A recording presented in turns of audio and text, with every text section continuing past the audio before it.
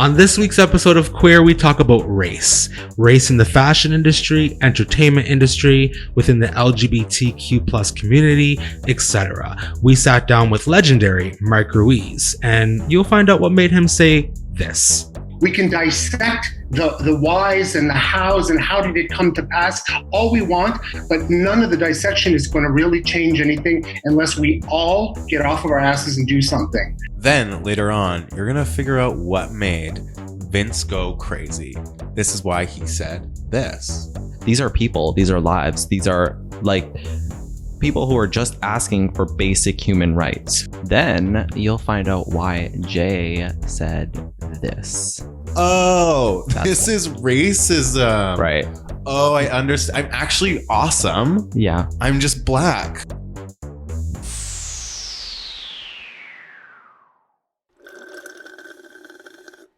Hey y'all, welcome back to Queer.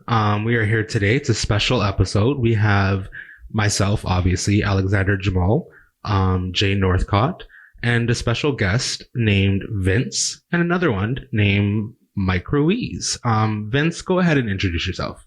Hi, my name is Vince, aka the VinFX.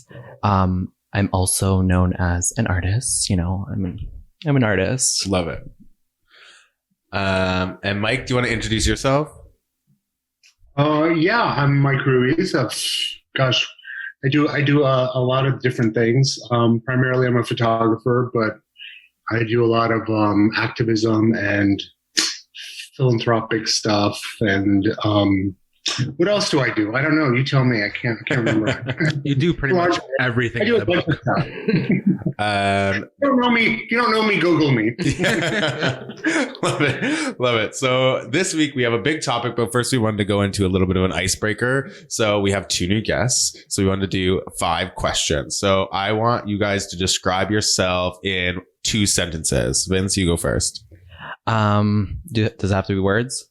It's 2 sentences, so I don't know. You can make sounds that 2 sentences, but it could just be sounds if you want.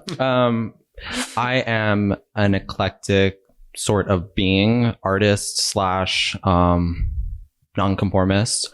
I like to, fight for what's right and just be like really cool, And then the sound is just. Love it. Mike. I am. Oh, again, I'm stumped by the question. I don't know. I'm just the guy trying to figure it all out. Love it. I still haven't. I'm still working on it. I don't know. I think it would suck if anybody had their whole life figured out. It's just like if you have everything figured out, then what's the point of living anymore? Exactly. That got dark really quick. Sorry about that. That's life. So we're gonna go into something a bit more naughty because we're on Queer. So why not? What is your favorite sexual position in bed? Is that me first? Sure. I don't really have like a favorite position like during. I think it's more like favorite process, which is like foreplay. I thought you were going to say prop. Prop? I was like, No. wow. She brings props to the bedroom. I love a good prop. No, I'm just like You're theatrical. Yeah.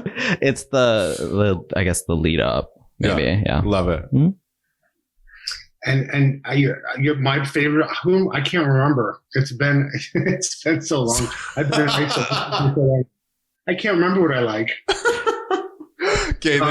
Honestly, it's been like 8 months since. Good. You've been good. You've been good during Corona. You haven't been fishing for those like late nights in the parks. So that's good. Yeah, no. I'm in the middle of nowhere too. I'm literally isolated in the middle of New Jersey. So I don't have access to anything, which is probably a godsend. Do you have a horse? No, but I was going Brokeback Mountain right away. I was going Brokeback Mountain right away. How did you lose your virginity? I guess it wasn't the most romantic thing. It was just like I felt like, oh, I'm 18, I'm in a relationship, or I want to be at least. So, I mean, let's just do it. And it was more like sadly, like like a checklist thing. It was like, oh, I did it. Okay, great. A to-do list. It sucked so much. I don't know if anybody had like the best first time losing their virginity. I hope someone did. I don't. At least one because person. It pisses me off because I didn't have a bad time. I was just like so average. It lasts like a minute and a half, and then I wish cried mine- after. I think it's always average, but hey, it always is. Mike, what about you? I lost my virginity at 15 hitchhiking. I was hitchhiking. I got picked up by some guy. Oh my God, I love it. I'm Yeah. obsessed. Some like props. I mean, I remember him being like super old, but he was probably only 30. That is But- That is not old. that's so hot though. I know. That's Yeah. great. Like in hindsight, it was kind of hot because, the way it all unfolded, like when you're 15, your hormones are raging. Mm-hmm. And, so I was in this car and this guy starts asking me all these like strange questions about, like sex and like, what do I like? And do I like porn magazines? Cause he has a bunch of them in his car. And so then he hands me one and it's like guy on guy action. So I'm like, oh, and like I almost like came in my pants when he did that. I'm like, oh, I see where this is going, and it's going right where I want it to. See, that sounds like a successful first time to me. Yeah.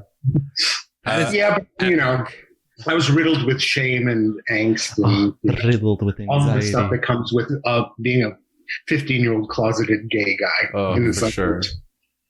What about? Okay, this is going a bit more lighthearted. What's your sign? Mike, why don't you start? I'm a Capricorn. Oh, I gotta go. This has been really nice, though. Thanks. I am a Sagittarius, and it's so weird because like I read that you were a Sagittarius. Clearly, that was wrong, but I mean, maybe that's just in my nature as a Sagittarius to think everyone's like me. we have two Virgos in the room, so that's the reason we fight so much, me and Jamal, because we're both always right, but somebody has to be wrong. Obviously. Are people compatible with Capricorns? Actually, Capricorns and Capricorns are definitely compatible with Virgos. I'm only saying Sagittarius are because Jay-Z's a Sagittarius and he's married to Beyonce, who's a Virgo. So it must work. it somehow. has to work, right?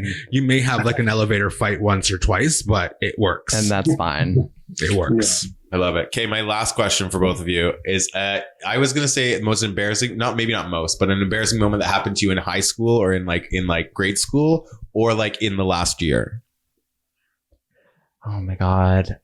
I was trying to think about this because I'm not easily embarrassed. Right. I just literally don't care enough to feel that way. Emotions. I would say I once I had these like weird shoes that had little buckles, and they were from H&M, so they're not made well. Right. They like hooked on each other, and I was in front of a bus stop and there was a ton of people. It was at a school, and I just like ripped my shoes. I didn't fall though, so. Oh, she didn't fall. But I ripped my shoes. So then you had to walk home barefoot? No, I just used the laces to tie them back up. I told you I'm an artist. Mike, do you have an embarrassing moment? Oh God. Yeah, I mean, they're embarrassing at the time, but I've shit my pants a bunch of times. Puked all over myself a bunch of times in public. But yeah, I mean, it's kind of made me who I am today, right? Exactly. What doesn't kill you makes you stronger, right? Huh? I said, what doesn't kill you makes you stronger, right? I guess. There's no shame in a little poo. There's no shame. OMG. So this week we're going to be talking about race. We're going to be talking about racial stigmas, how we in our own community, I guess, put down ourselves, put down other people, etc. But before we do that, I want to just give Mike the floor. Mike, tell us a little bit more about you. What kind of projects do you have coming up? What do you feel about Jay Emanuel trashing Tyra Banks? Just kidding. Has he? Oh my God! Oh, wait. Side note: Have you not gotten into his? Where the hell have I been? The last I saw, he was paying tribute to her, saying that that she's the reason why she's every reason for his being. Well, basically. the fact of the matter is that's true, but he's been on his Instagram live for weeks. I kid you not. Every week was a new model from a specific season, and Insta Live was dedicated to talking about the horror stories of the production. And of course, I'm putting production in parentheses. So he's not talking about production. He's talking about Tyra. Yeah. Exactly. And then he launched that book. I just thought it'd be funny to bring that to you, obviously, because you were on it for so many seasons. But yeah, we're not talking about that right now. Tell us. I mean, that all kind of ties in. That, you know what? I mean, okay, that's like I'd be treading on thin ice if I launched into what I'm thinking right now. But it all has to do with race. Yeah, it all has to do with race. But anyway, I don't know if I'm ready to go down that road. Yet. That's okay. But I do think going on to that, like what you're kind of saying there is like as like a Black woman, she, like, I feel like I don't know Tyra well. I've never met her or anything like this, but it's a lot of the time you hear a lot of like Black women always being told that they're like bitches or like sinister or like really, really awful compared to like a white, like, it took how many years for people to figure out that Ellen DeGeneres is a complete and total bitch. But like Tyra Banks has 3 seasons of a show and they're like, she's the worst person in the entire world. And it's like, maybe she's just like looking for like Black excellence in a different way than what we're expecting a person to act. Right. Like maybe it's, every time I hear that, I mean, granted, Ellen is, see you next Tuesday, because every single person I know who's ever dealt with her is that's the consensus. So, I mean, when there's that much smoke, there's got to be a little bit of fire. Absolutely. And it's one thing to have, to be a disgruntled employee, but, to be terrorized by somebody who's just horrible is a whole other thing. And, I know a lot of people personally who, been terrorized by her. So, but otherwise, like every time someone strives for excellence, like you say, or is a hard worker or committed or devoted or knows what they want, they get accused of being like a dick or a bitch or, God knows I've been accused of that, so like I can, I mean, not to the extent, I don't operate on the level that they do, but on the level that I do, like I strive for certain things. And if people don't sort of gel with that, I'm a dick all of a sudden. Right. And I think that even goes, I think that goes into like everything with like BLM and the things that are happening in Nova Scotia right now with the Mi'kmaq tribes, and that like people are saying that all these people are doing awful, like, like when Black Lives Matter, stopped the Pride Parade in Toronto, people were like, oh, this is awful. Why would you ruin Pride like this? But nobody even like listened to the message. Like, why aren't they stopping other parades? It's like, sure, they should, they can't, that is obviously an option to be able to stop other things, but this is a very big thing that they weren't trying to be an asshole. They were just trying to bring awareness to something. And who started Pride? Right. Yeah. They were just using one platform to address another, which is, there's nothing wrong with that. And also I think there's that's the other thing too, like the whole Black Lives Matter movement and everything is, gotten so much like flack, for infringing on, basically they're not infringing on anything, but the perception is they're infringing on people's privilege. and that's the reason why it's happening. Mm-hmm. So like I support them, like commandeering a gay pride parade.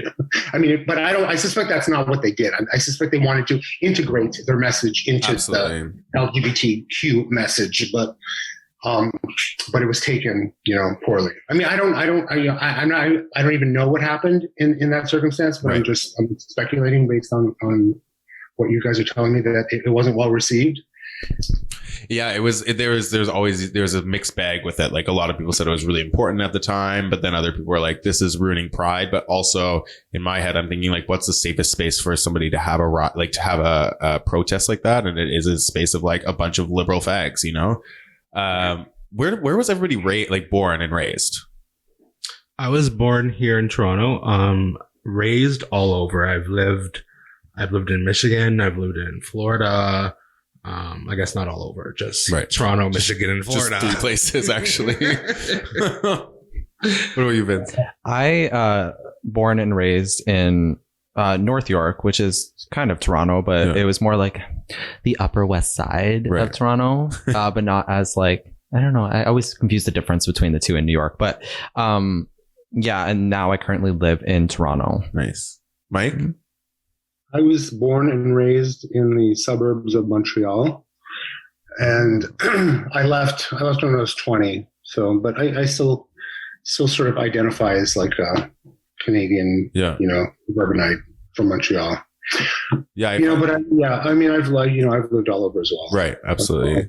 I find that like where you're raised has like a very like explicit way of how like the standards of like the difference between like racism, bigotry, and ignorance. Like I grew up in a very small town in a trailer park west of Edmonton, Alberta. If you don't know where that is, Google it, and you're going to be so sad that you saw that I was raised there. I was like the only person of color that lived in that area. Like in my trailer park of 500 people, I think I was probably the only POC that lived there. Like I don't remember seeing any other people of color. It's like I always had this standard of seeing people that were obviously racist, but were also just like very ignorant to the fact that they didn't know any better. Right? Like these small towns are so much different than like people like for you being raised in Toronto, Jamal. It's like there obviously is racism that is like inherently racist. And then in some of the cases I want to give the people, which is awful. I don't know why I need to give these people the benefit of the doubt, but like there is an ignorance to like them being in this small town, seeing the same thing over and over again and just living the cycle of being like, these people are taking our jobs. Mm-hmm. Yeah. Right. And, I think I totally agree with that. And I'm curious to know, like, Mike, your experience. And I know that you left Montreal for like reasons of like expanding your creativity and like getting out of that small town. But I want to know your experience with like leaving and just maybe growing up in that northern Montreal. Well, a large part of the reason why I left was, to kind of make my dreams come true. But a lot of it had to do with just me feeling like really oppressed. I grew up where I grew up was very like white. There was not a person of color within 100 miles, and I was it. Right. And, and I got the wrath of it. I was gay. I was, ethnic. What else was I was overweight. So needless to say, I wasn't a happy camper growing up. And, so like in my mind, I associated all of that with where I grew up and the city that I grew up in. And I just wanted to get the fuck away from there as quickly as I could. And I did, the first chance I got, I moved to the States, and it was tough. In hindsight, I realized that, I was just running from myself. I wasn't running from Montreal. I was just running from, my feelings of my lack of self-esteem, my lack of self-worth, and, which was all the result of being pummeled constantly. But, I like to think that I have like a healthier perspective on all of that now. And I don't, I certainly have never been a victim nor played one, to benefit from it in any way. And I think there's also something super interesting with that is that like, like RuPaul is at this point now that people are saying that in the 90s, like early 90s, the way that he got to where he got to as like a queer, like black drag queen is by like kind of assimilating into white culture and kind of ignoring the racism and pushing himself forward. Now he's a fracker and living his best life, but then it's like in any situation, there has to be a point of like assimilating into popular culture to be at some point, like at some standard accepted, right? You can't just be inherently opposite to the white man and then expect them to let you into the door. So there's that weird balance of code switching that I know I'm very, very good at. I like go back to my black family and I sound like the blackest person you've ever met, but then I hang out with my faggots. I'm like, yes, queen, work. And then I'm like at home and then I'm like just by myself and I'm like this. And I guess where I was going with this is that you see that like in how much it's been changing within popular culture of like what race looks like and the beauty standards. And I was wondering if you could talk a little bit about how you've seen the beauty standards changing in photography over like the past 10 or 15 years. Like I've been asked that question a lot lately. But I pretty much built my career on working with people of color, like from the get-go.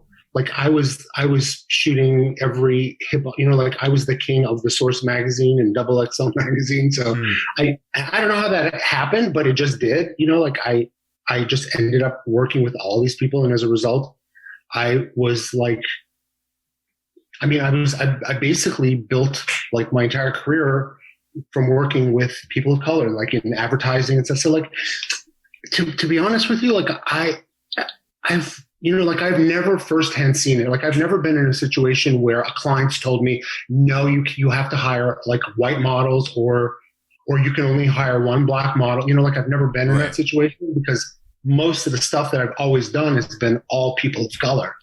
Like we're lucky if we squeezed a honky in there every once in a while. Squeezed a honky in there once in a while.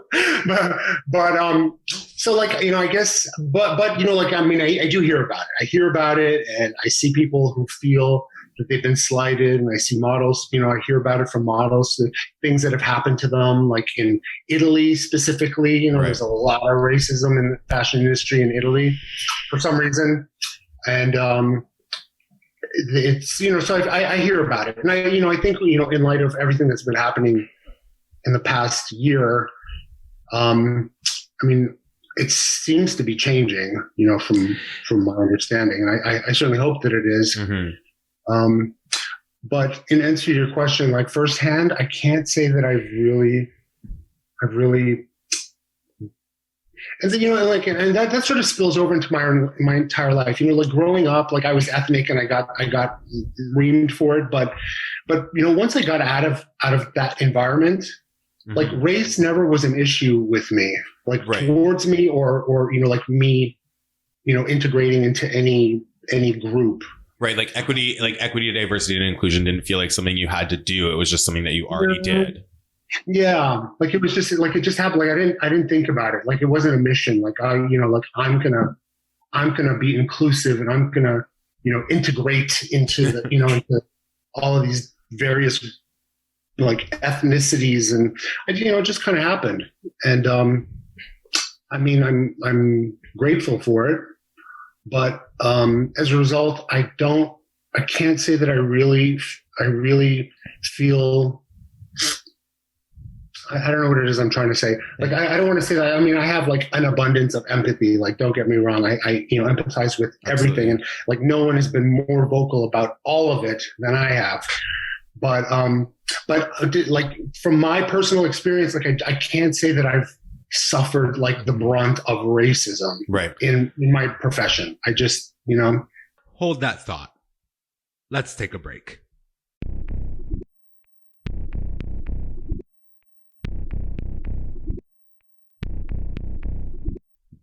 Have you or has someone you know ever dealt with mental illness? Well, the fact of the matter is, mental illness is far too common within our community. According to the Canadian Mental Health Association, LGBTQ+ people face higher rates of depression, anxiety, obsessive compulsive disorders, and are double the risk for post-traumatic stress disorders when compared to our heterosexual counterparts. With that being said, I think it's very important that we as individuals do ourselves a favor.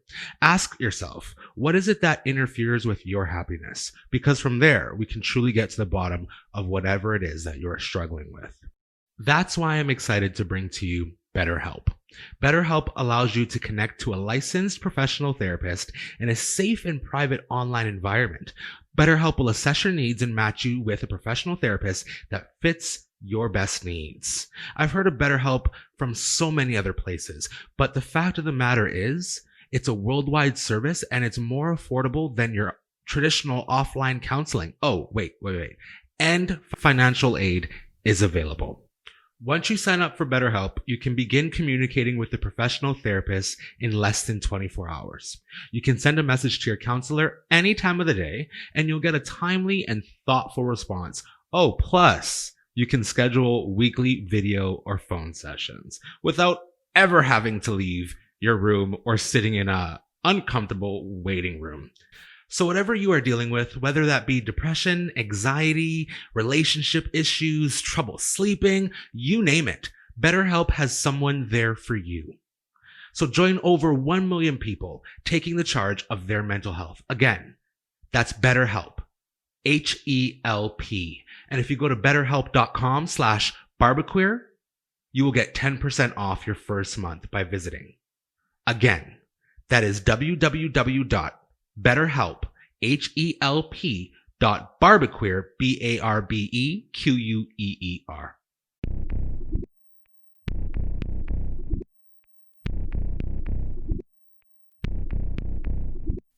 I'll give you guys 3 examples that I went through. Go for it. One is that I was the recipient of. The second is I was a recipient, but I was on the professional side of things. And then the third is just a generalized example. Sweet. So the first one, when I was a kid, I used to do a lot of acting. And I'll never forget this situation where I was going in for a casting. And if you guys remember, when they originally did the remake of 90210 on CW, I went for a casting for that. Me, Sinead Grimes, and a few other people went for a casting for that. Because we weren't local, all we had to do was send in a tape reading the slides. When I was done reading my slides, my agent, at the time I was a kid, so my mom was there. My agent says to my mother, I don't think I'm going to send this in because I think they're looking for someone a little bit less toned. Oh, girl. Toned. No, Miss Thing, no. My mom, being the mother that she is, lost her shit. Bad black bitch. I would too. My mother's white. Oh, right. Fuck. Yeah. But White she lost her shit, and she was like, look at the casting. It says race unspecified, Mhm. things like that. But for some reason, I was too toned. Mind you, if any of you guys know me, I'm like lighter than caramel. You know what I mean? So it made no sense. I'm darker than you. My family used to call me Whitey. But listen, so then flip the script to a year later, the role that I was auditioning for, a black male played. Yeah, but he's real black. But he's real black. But the point was that the agent thought that a person of color wouldn't get the it. role. Cool. There. So now fast forward to about 20 years later when I'm working for Elmer Olsen Models. I can't tell you how many times we would receive castings, open castings. We would send in our whole roster, half the roster, 3 models, and they would come back like, do you have anyone with straighter hair? Oh my God. This is so frustrating. Longer hair. Or when they would send in their details for the job, long hair, slim build, fair complexion. And it's just like the description alone is not going to fit an ethnic woman. Do you know what I mean? So it's clear what they're looking for, right? Is that like hidden racism? That's like That's the thing. disguised. I mean, at some point, like, honestly, like, if I was working on a project and it called for a white girl, I would say, can you send me some white girls? If it called for a black girl, I said, can you send me some black girls? If you have, Asian girls, to kind of sort of like tiptoe around it that way and saying straight hair. So that's what's offensive to me. Agreed. You know what I mean? Like, okay, I get it. Like, you guys are shooting a campaign for soft, for Dark and Lovely. You're not going to call in like all the redheads for that. You know what I'm saying? You're going to call in, so I get it. There's there's things that you target market for. Unfortunately, like, the fashion industry as a whole has been very, it was very homogenized for such a long time that, if it was a general thing, like the runway show, there was always like, they had a quota of how many black girls could be in a show, Right. or how many black girls could be in an issue of a certain magazine. And that's what needs to change, because it doesn't make any sense to me. Not I even don't just that, understand. but the education. Like, I can't tell you how many times, because Mike, I'm not sure if you knew, but I was an agent for a while at Elmer Olsen, and I can't tell you how many of my models used to come to me crying backstage of a fashion show saying, look what this makeup artist did to me. They didn't even comb my hair. Why? Because they didn't know how to comb a black person's hair, right? And it's about educating ourselves, right? And I don't mean to bring up Top Model again, but there was one Instagram live that Jay Alexander was talking to some model, and they were talking about her shitty weave and how she was crying, how the weave was garbage, all that kind of stuff. And then instead of finding a proper makeup artist or hairstylist that can do the weave, Tyra just said, take out the weave, put the same weave back in her head, and let's call it a fucking day. Like, nobody cares. It's almost like the colored individuals or ethnic individuals, unless it is a colored shoot or a colored focused fashion show, you're almost like second best. Yeah. Right, but I think a lot of that is changing as well, like in little strides, and even if it's like very what's ham-fisted. Yeah, that's a So that's a wait, with that, let me ask you a question. Love that. So now, is it are you comfortable taking what you're given simply because it was hand-fisted to you? So for example, what I mean by that is if we didn't shove our fist up their ass saying we want acceptance, Yeah. they wouldn't have given it to us. So are you comfortable taking it solely based off the fact that you forced it out Right. of them? So some people are really stupid, right? Like people are really dumb, especially like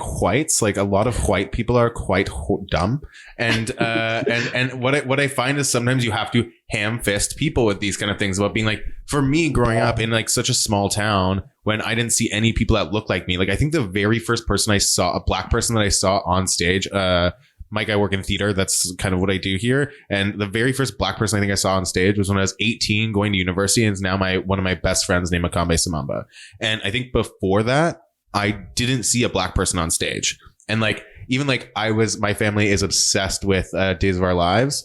And like, I look back at Days of Our Lives and there's like a couple of Hispanic people on it, like Latinx people, but there are like no black people on it. And it's like, that was what I was raised on. Right. So then this, like your identity kind of got swept away. So the reason I think I loved Degrassi growing up, like Degrassi was one of my favorite shows, because I could see myself in some of the characters, right? Yeah. There was like queer characters, there was black characters, there was Hispanic characters, there was all like, and then they like started integrating like Asian characters and trans characters. And like, you just see everybody kind of gets to see themselves. And even though it is like kind of ham-fisted with every single issue that every high school kid has ever experienced, at least you kind of get to see yourself on stage. And like, when I was working on a show, Wynonna Earp, I knew that like the only reason I was getting cast in that show was because they were like, we need more people of color on the show. Yeah, that representation. And I was like, cool, but like, you can't make me come in and audition 8 times for these roles that you know I'm not right for, just because you want like the other people to see this, so that you know that we're auditioning this many black people to say that you said so. Right. Yeah. So then at one point I just looked at Roxanne, who was the casting director, and I said, Roxanne, I'm not coming in anymore. You either put me in the show or you don't. And then they put me on a 3-episode arc, cut me out of 2 of them. But that's still right. That's how you do it. But you just have to and you know what? But the thing was, is like, I hope that some like kid that loves sci-fi sees me on that show and is like, oh my gosh, I could do this too. Like, that's my hope. And that's the point. That is like why you go in fist first or whatever you say. That's right. Well, exactly. So, and that's to me, like, that's always been my mindset. Like, I'm an anomaly. Like, I never looked for myself in the media. Like, right. I didn't, you know, like in hindsight, like there's so much talk of not seeing yourself represented properly. I never even looked. Like, I didn't care, you know, because I you know, in my mind, I was gonna like insert myself everywhere. Right. Yeah. You know, like I really never struggled with that.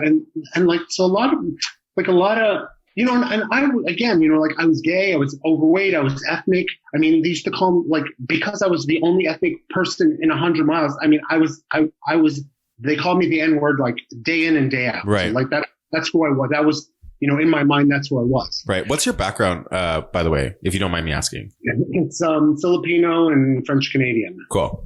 And Spanish, yeah. Did you say and Spanish? Yeah. I'm sorry? Did you say Spanish as well? Yeah, well, Spanish, you know, via the Philippines. Yes. Cool. Yeah.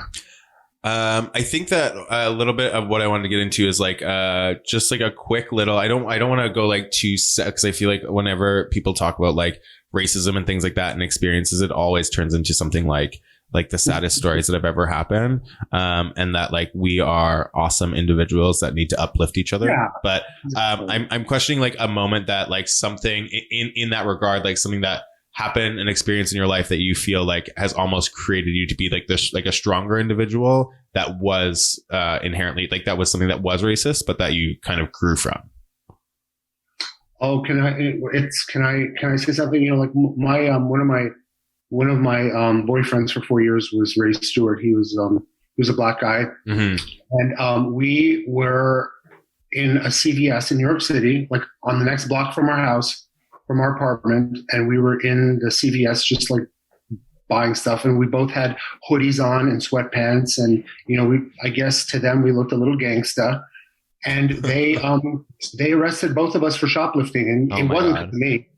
And we weren't doing anything. They swore that they saw us put something, like they swore that they saw Ray put something in his coat. Of course. So we emptied our coats and our jackets and everything. There was nothing in there. And like, that was honestly the first time that I had that like firsthand experience of being profiled that way. Right. And then oddly, as a result of that, like I started thinking back to other things that happened to me, and I didn't realize that I was being profiled, but I was, like going through customs, like, like I in Germany, like they thought I was Turkish, like I was being profiled like left and right, Wow. but I didn't know what it was at the time until that happened with Ray. Yeah. And, ever since then, I've been like super like cognizant of like just simple things like that, like walking through a store and being, being followed and just having your rights infringed upon that way, just because of The way you look. It just made me, that incident just made me really cognizant of like the scope of it, cause I was like, oh, what's the big deal? I was one of those people like, well, cause I never had like that full brunt of it, or at least I didn't realize that I was getting the full brunt of it until somebody until it got brought to your attention almost. Yeah. Yeah. What about you, Vince? Well, I feel like I serve a purpose for this conversation because I am a white male, and I think a part of me can like acknowledge, well, not a part of me, but I can acknowledge that my skin is a shield, a human shield, Right. the most sensitive thing that is so like you can put a bullet through me, but it's still worthy enough to be armor. Right. I think that for me, it's it's a privilege to not have to go through that, because like the first thing that people see when they're looking at you is your skin tone, Right. no matter what. If you are black, or if you're Hispanic, or if you're Italian and you're just dark skinned, it's like it's just a visual thing, and that's unfortunate, and that's just something that's been instilled in us as humans through the system that is put in place. So for things to change, I think a system needs to change, and Mhm. the system needs to change. It was built once; it could be changed. Yeah. I have like two quick little points about like background, like stories and experiences. First one was that when I grew up, I didn't really know that I was like black or indigenous. Like I didn't really know. Like grew up with my white mom, who's like half white and half indigenous, but like she never really we never talked about it. And so I like kind of grew up just knowing that I was getting bullied for weird things, and like not knowing what that meant. And then one day I just remember it clicking, being like, oh, this is racism. Right. Oh, I understand. I'm actually awesome. Yeah. I'm just black. Yeah. Great. that is so terrible. So terrible. But then I feel like I've grown so much in like the past 10 years of like understanding my blackness and understanding my indigeneity and understanding just like who I am as like a queer non-binary human with all the other fucking, you can put me in any other category you want, I guess. I'm just a snowflake. But the one that I really learned was my best friend. I went back to Spruce Grove, Alberta, which is my town that has more liquor stores per capita than anywhere else in North America. Google that. Oh my God. We went to her engagement party with a boy that she's not dating anymore, and they broke up before they got married. Thank God.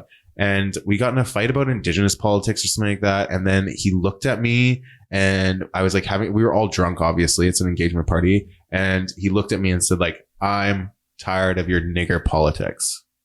And I was like, This was your friend? this is my friend's fiance. Oh my And I God. was like, I turned to look at everybody being like, because there's like 9 or 10 people, maybe 15 people. I was like, everybody's going to look and be like, that guy's a fucking asshole. And everybody laughed and walked away from me except one girl. And I remember that moment so hard that I was like, this is why I left this place. And this is why I do the work that I do in equity, diversity, and inclusion, because it's not like I'm happy that I'm the person who I am now. And like, I'm strong enough to like that. It didn't affect me in the way that like would like make me feel unsafe, but like made me understand that like this stuff is still continuing to happen in our generation. But can I tell you that people like that exist far more often than we are even aware of? Absolutely. And if I had to say there was one thing that came out of Trump, it was removing the blinders and showing people for who they truly are. And we are at fault with that, right? We as a queer community, we as a marginalized community have done nothing to shape today's society when it comes to equality, right? We are marginalized as a community already. And within that, we have secondary marginalization, which is we discriminate and marginalize ourselves within our own community. So it's like, yeah, we're queer, but yeah, no fats, no femmes, no agent or Asians. It's no like, agents. or no agents, but like no secret agents. but it's like one of the biggest marginalized communities. We are doing nothing to eradicate this behavior. It's like all we're doing is perpetuating it. And for some reason, here we are saying, help me.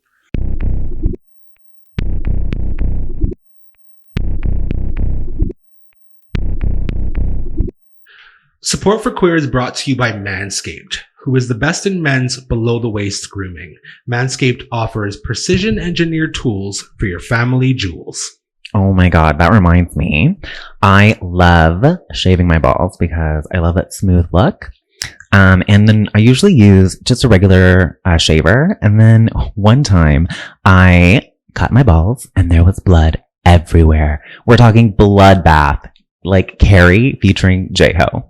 Oh, and guess what? Manscaped just launched in Canada. For those listeners in Canada, you can be one of the first Canadians to experience their life-changing products and never have to deal with a horror story like mine ever again. The Manscaped engineering team perfected their greatest ball hair trimmer ever created, and in their new and improved Lawnmower 3.0. Their third generation trimmer features a cutting-edge ceramic blade to reduce grooming accidents. Agreed. I recently got mine, and when I tell you this is premium, I mean this is premium. The battery will last up to 90 minutes, so you can take your time and get the perfect shave. See, I've always steered away from electric trimmers because I like to shave in the shower. Is the Manscaped trimmer waterproof? Girl, not only is it waterproof, but it also has this cool LED light which illuminates grooming areas for a closer and more precise trim. So even in the shower, those troublesome areas won't be missed. With all that being said, if you are listening to us speak now, we want you to experience it firsthand for yourself. Get off the couch and get to trimming that junk of yours. After you finish listening to this podcast, of course. Your balls will thank you. Get 20% off plus free shipping with the code QUEER at manscaped.com. Again, that is a whole 20% off and free shipping, but only if you use the promo code QUEER, Q-U-E-E-R. It's time to shave those balls, eh?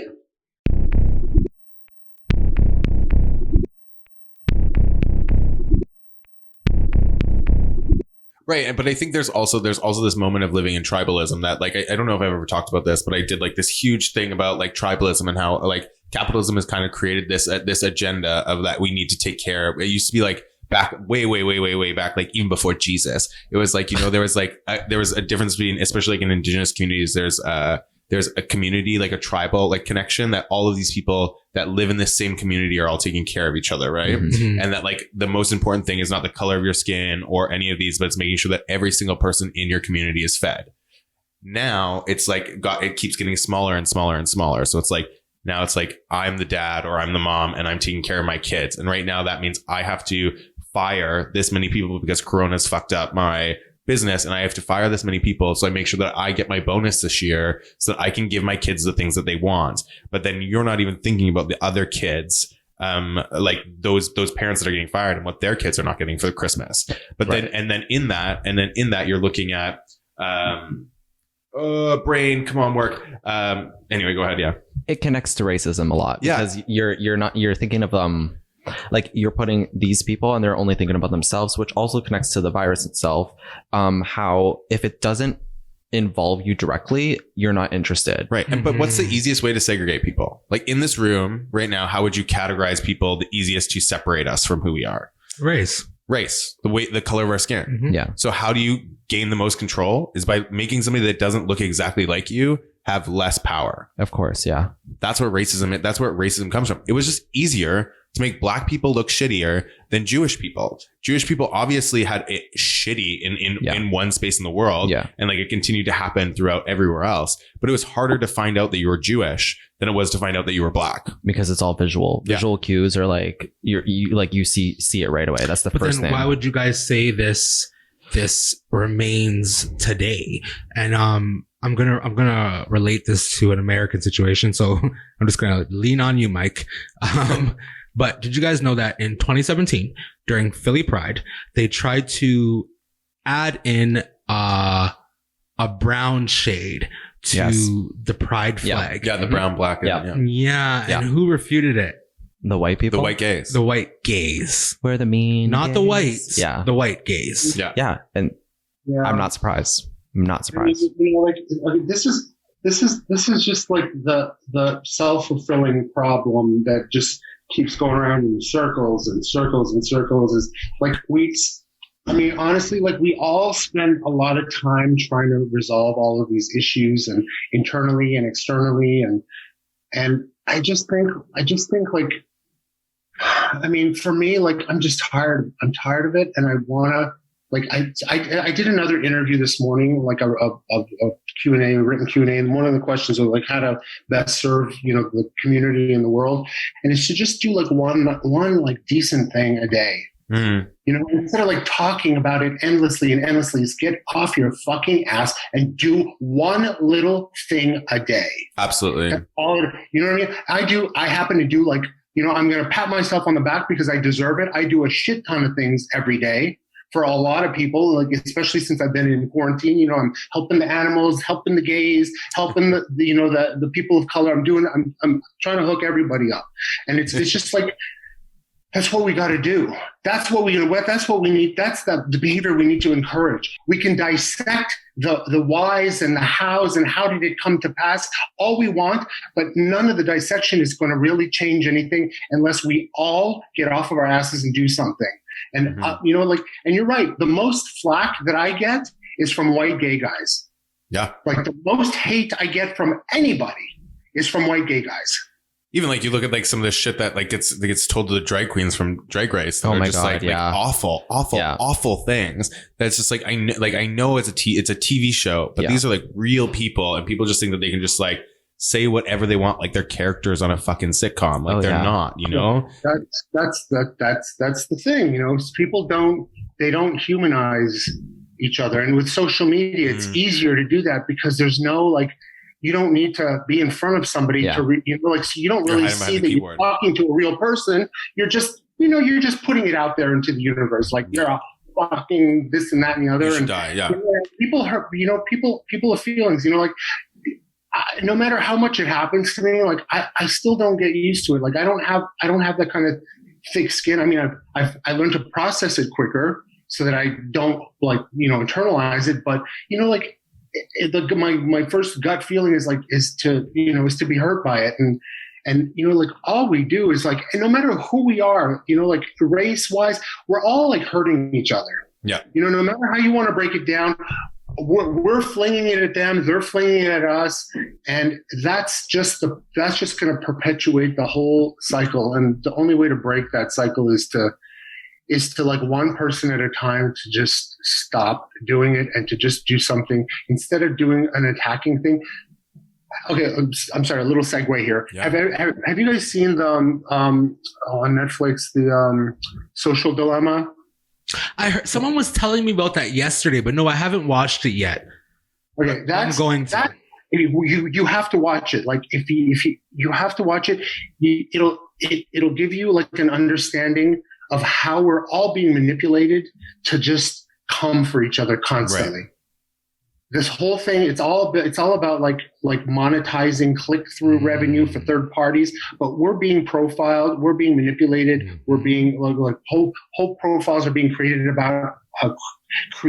of each of us and are being targeted with that information. So we're so we're being sent stuff targeted with inflammatory stuff to get us fired up, to get us to, and that's what the world has come to. Mm-hmm. You know, and we get all of that information from social media, all of it. Absolutely. So we're just being bombarded with stuff that's telling us we have to hate this guy, we have to hate that guy, we have to hate this guy. And you know, like at the end of the day, like if you watch A Social Dilemma, like I've stopped posting stuff. I mean, I posted one Trump thing about his fake coronavirus infection, but Is it fake? other fake? than that, you know, like I just stopped, like I stopped engaging in like endless strings on Facebook about politics and race and stuff because we're just being manipulated.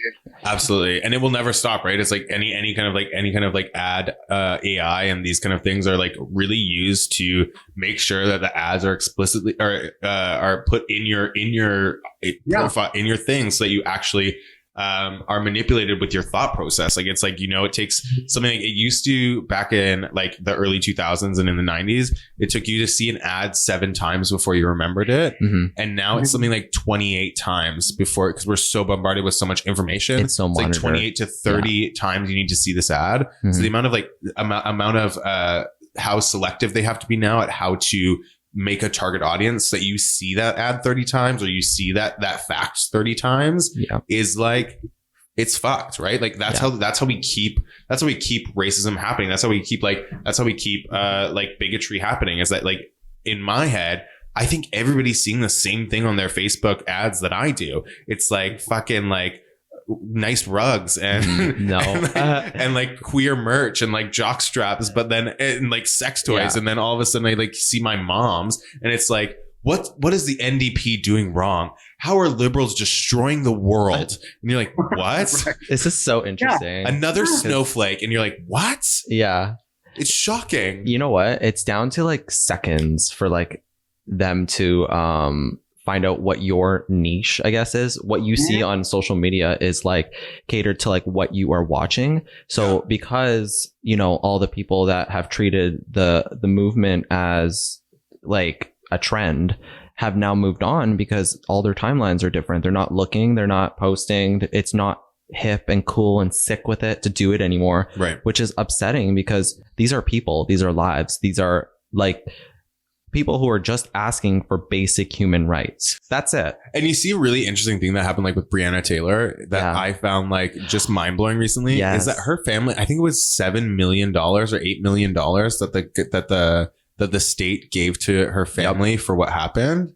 Yeah. But the guys still weren't, like the police officers were still not arrested. No. Like nothing really happened, but like our heads go, like we said, oh, we fixed it because we gave money. And it's like, it's the same thing that happened to like indigenous communities in Canada, and not really the US. The US just said, fuck you guys, figure it out. But see, that's where social media gets you, because in reality, people aren't saying we fixed it, right? So they're trying to show that some people are okay with this. Yeah. Like we found justice, right? When in reality, people are still out there protesting for Breonna Taylor. Oh, Don't get us fucking wrong. Do you know what I mean? Like you didn't do anything but handed the family some money, and they never were asking for money. No. All they were asking for was some justice, meaning that these motherfuckers went into this girl's house and shot her to death. Why? And I'll tell you why. Because the justice system in the United States is fucked. And wait a second. So how dare you tell people that they have the right to bear arms? Then someone's banging at their door, breaking down their door, and they use that right now. Suddenly they no longer have the right because it's police officers who they didn't know was at the door. Right. So you shoot them dead. So now she lost her life due to a legal contradiction. So no amount of money is going to bring back that amazing being. Right. Do you know what I mean? So, but what they're going to do on social media is they're going to show you all these people with their MAGA hats saying, yay, justice was served. When no, justice was never served, and it will not be served. And I kid you not, they're going to have to either hide those motherfucking cops in a bush somewhere or arrest them, because ain't nobody trying to stop rioting yet. And I will say that as much as we say that the US cop police system and criminal system is fucked, the Canadian criminal system is also fucked, and I think sometimes we really need to look at that. And like it doesn't really happen. It does happen to Black people in our community and brown people in our community, but it happens to Indigenous people in Canada way more. Like missing and murdered Indigenous women are not looking like none of these cases are looking after. Nobody cares. We're at a point that like there's another podcast if anybody wants to listen to it from Canada Land called Thunder Bay, and it's like a 7-episode or 6-episode thing about like the community of Thunder Bay being so far away from any other major city, and like how much racism, because a lot of Indigenous kids get brought in there to go to school, and how much fucked up shit happens in that system is actually unreal. Mm-hmm. And we always say, like, I think the one thing that Canada is really good at is being like, look at us, we're so nice, we've done nothing wrong, and our police system is perfect. False. But then you like look at like what's happening in Wet'suwet'en in the Coast Salish territory, close in BC. And like these people are getting their land taken away for a fucking oil thing to get put in, and like nobody's listening. And those small town cops that everybody said, oh, these guys are great guys. Like that's my cousin, that's my brother. Like they're super nice. They would never do the things that these black people, these white cops are doing to black people in the United States, are going there and taking people's lands with force. It doesn't end there though. Like Canada at no point is the saint. Do you know what I mean? Like how many times this summer alone have you heard of black women, black men miraculously just falling off their balconies Oh yeah. as the cops arrive? Oh, Yeah. she fell. Oh, Miraculously. No. Yeah. And I'll tell you guys a story. So, as you guys may know from previous episodes, I work in law enforcement as my full-time job. At a different station than mine, there was a black guy talking about Black Lives Matter as he was making his way to the change room, right? Mind you, I work for the government. He was making his way to the change room. As he got into the change room, other law enforcement officials, who we call ourselves brothers, decided to beat his ass up in the change room, yelling Black Lives Matter. White kids beating up this black boy Wow. in the change room saying Black Lives Matter. Yeah, it hit the news. It hit the news for one day, right? But up until now, this is 3 months later, we have no idea what happened to that situation. And that was it. Because what we do as Canadians and what we do very well is sweep shit under the rug. And We also have that drunk, like, you know, we have that drug addicted brother who's the United States. Is like, he really is the fuck up of the family. And like, we're also pretty bad, but like, we also kind of have a part-time job that we can pay our rent. You know, Canada's like still fucking awful. And like, we're all learning and developing. And I think that the biggest thing is having these conversations for me is really important. But like the actions of like the things that we can support and donate to are also like very, very important. If you have the means, support these places, like support these systems that are really working towards change. Exactly.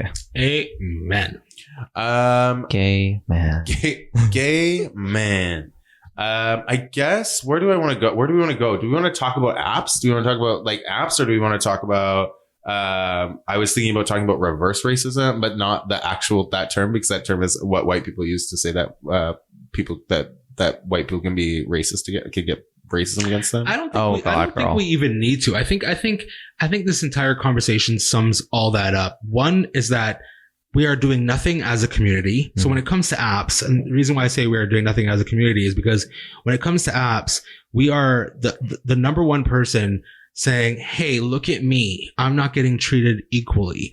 But yet, for some reason, we find the most liberty and the most freedom at tearing people down for their flaws or what Right. you may see as their flaw. I think we address that. I think we as individuals know, especially we as queer individuals know that what we're doing is wrong, and solely because we know how it feels, right? But what we are not realizing is that we are perpetuating this norm that is being fed to us by media, that it's okay to sit here and look through Instagram and be like, you know what? You're more beautiful than the other one solely because you are light skinned or solely because you have abs and you don't. Right. I feel like that's what we lack. We lack the understanding that we are being programmed, or we have already been programmed. And at some point in time, we as a community need to address it, because we can't sit here and ask for freedom and equality and yet give off the complete opposite. Do you know what I mean? So I don't feel like we need to go much more further in that. I think we need to ask our community for better. And if there's one time in life that our community had the opportunity to set an example, now's the time. We've never had the opportunity, right? Yeah. Queer individuals, we've always been on the sidelines asking for more, asking for more. And now it's like, wait a second. We know what it feels like to have more. So let's lead the fucking way. Do you know what I mean? God, Jamal, I think I just fell in love with you a bit. Aw. That was really good. Oh, it's so cute. I'm witnessing it. That's And actually just so nice. Like, put it's this- shocking when you say something not- nice like that. Put this date in your calendar Please because put this- oh shit. Mark the date. October 3rd, 2020. Time Alexander Jamal was a saint. stamped. Yeah, I think it's very important to continue the conversation, and I think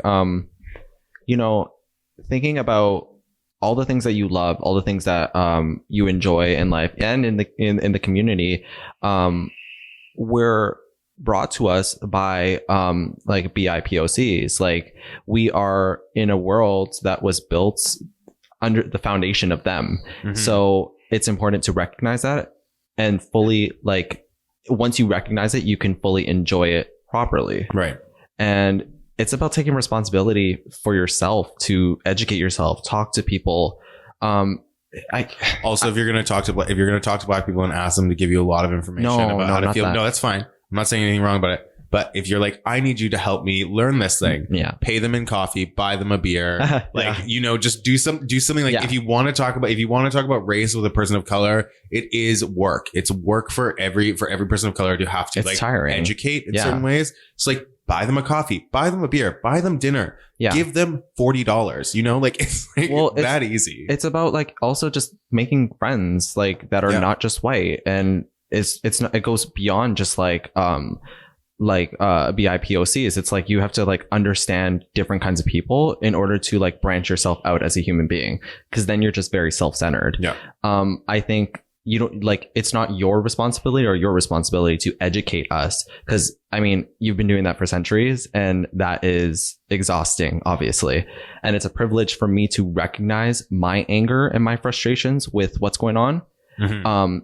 And then it's another thing to live it. Yeah. So for me, it's like, I take responsibility and initiative to educate myself and look into resources that are backed by, like, individuals who are the source of that information. And doing that, you can bring that to the people that will listen to you more. And unfortunately, because I am a white person, people will absorb information from me more so from you guys, which is really sad. And it's important to talk to your family about this stuff, because mine in particular are not exposed to it, as I wasn't my entire life. Right. So them hearing it from me will maybe not be as, maybe they won't take it as well at first, but it's absorbed differently into their spirit than if a stranger told them. Right. So that's my advice. Mike, do you have any last little ditties to say? Yeah. Again, I just feel like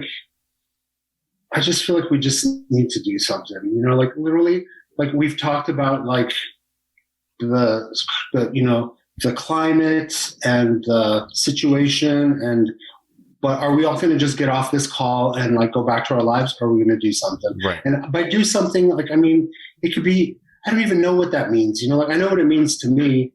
I can't tell you what it should mean to you, but that's the problem. Is people? That's what I was saying earlier. Is that we talk and talk and talk and talk and talk until our heads explode. Mm-hmm. And talk about, like, all the, like, how we're gonna, like, educate each other and educate ourselves. But then what do we do with all of that? Right.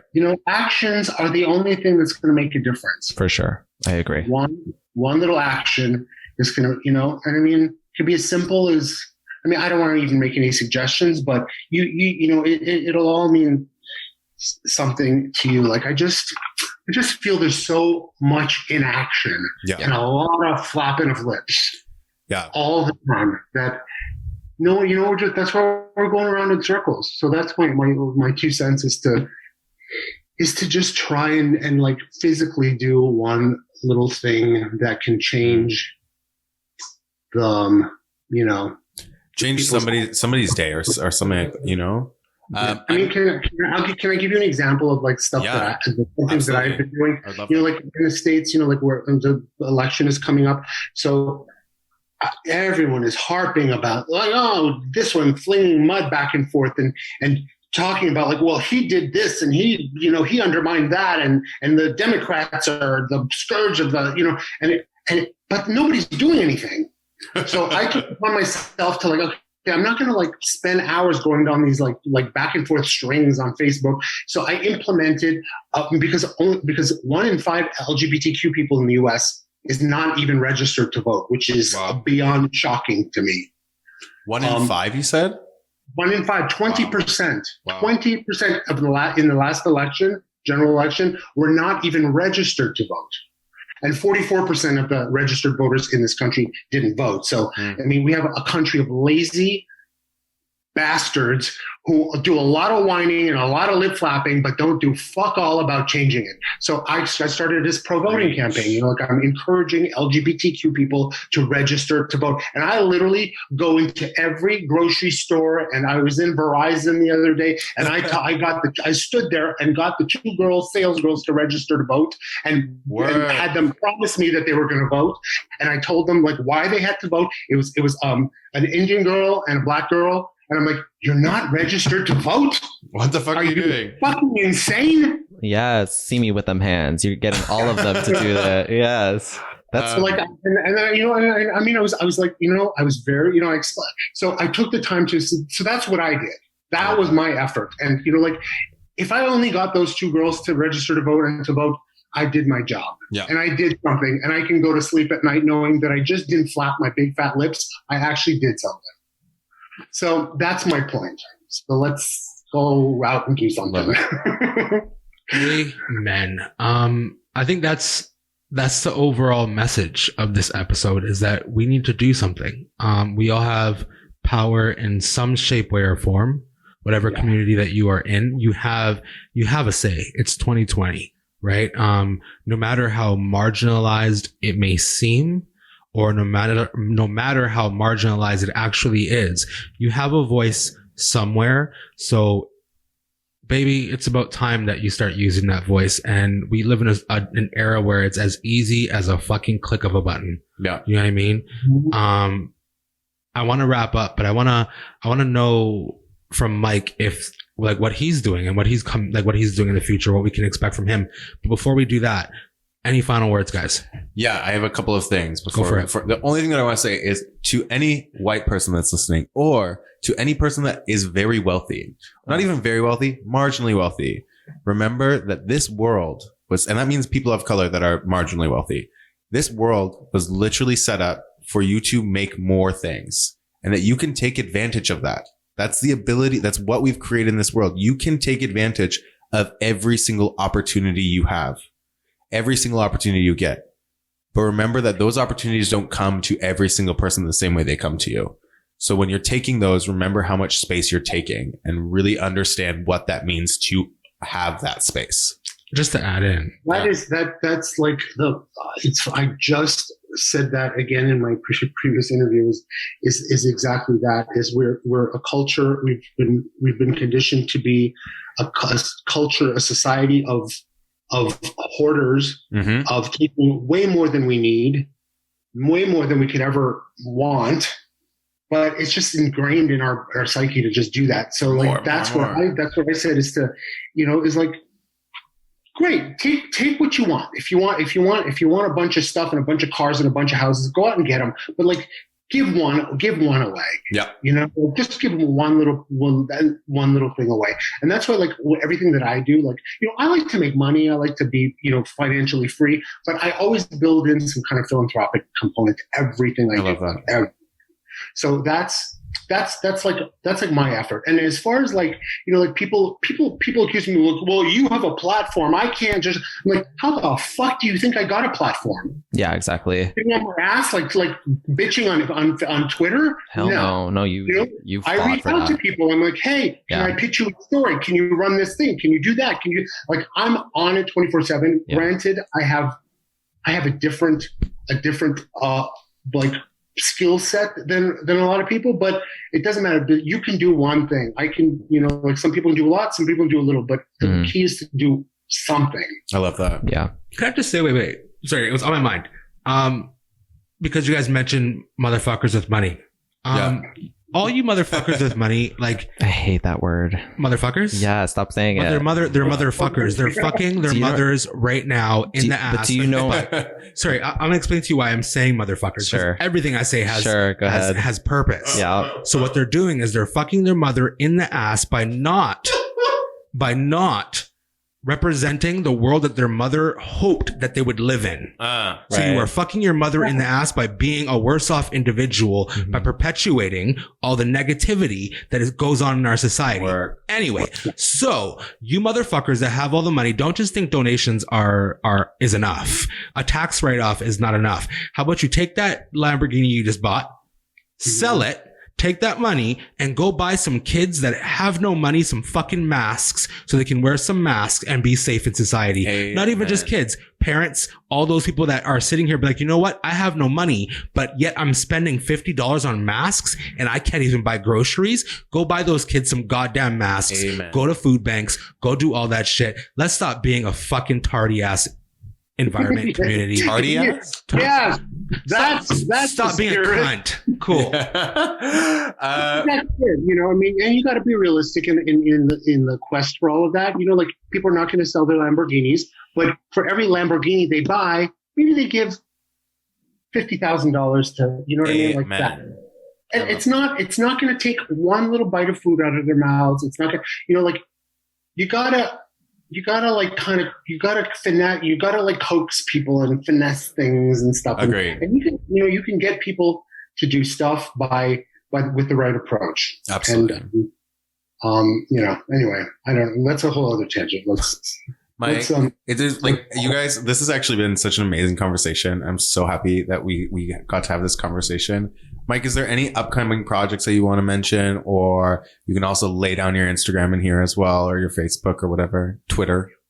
Well, I mean, you can always go to my Instagram page, because another thing that you said earlier is like seeing opportunities when they come. People ask me like, what do I have coming up? And honestly, I don't really know, but I'll know when the opportunity presents itself, Right. and I always have, and I'm open to that. So, but with something that I'm working on right now is I started an online retailer with a friend of mine, and a portion of the proceeds go to a variety of charities, and basically it's just like T-shirts and stuff with like images of mine printed on them, or like And what's it pillows. called? Social You know, impact. mass market like houseware and stuff.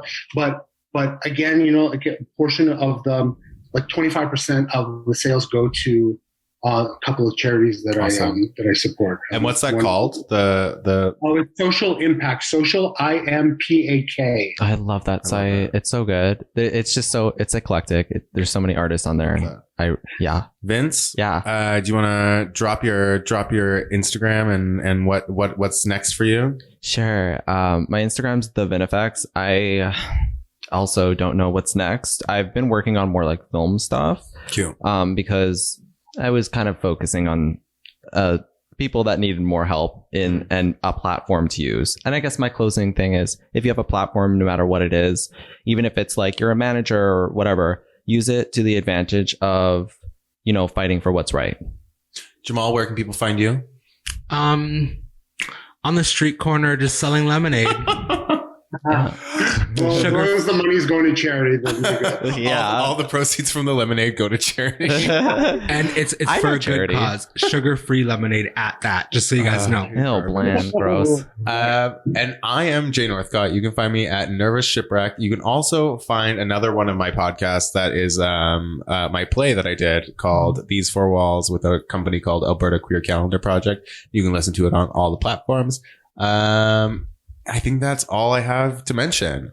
Thank you guys so much for this conversation. I know it's a tough, big, fruitful conversation. We could be talking for 10 million hours. Who are you calling a fruit? And thanks everyone for joining us. And we'll see you next week on Queer. Mike, thank you so Oh, right. much. Thank you guys so much for having me. I appreciate it, and I'm glad we all got to chat. Amazing. Awesome. Well, have a good one, okay? All right. Toodles. And vote. And vote, bitches. Vote like your life depends on it. Yeah. You better vote. Bye. Bye.